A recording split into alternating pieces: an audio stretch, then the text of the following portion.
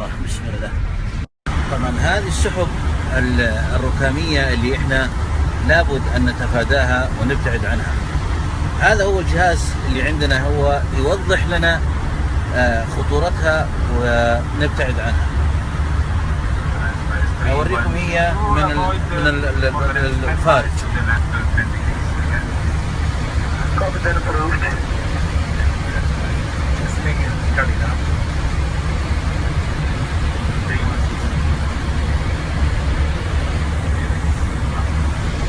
طبعا شوفوا الآن ندخل في مطباتها. الآن الهواء الزوابع اللي حولها لما مرينا من جنبها في مطبات الآن، وهذا احنا مبتعدين عنها طبعا.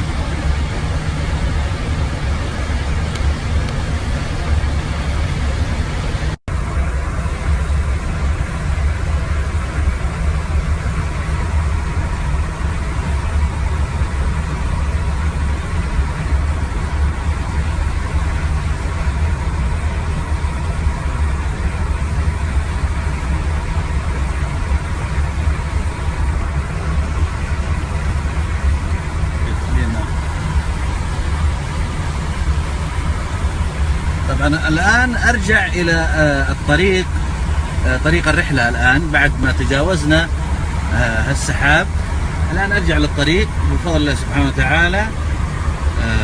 الطريق الآن آمن إلى الرياض.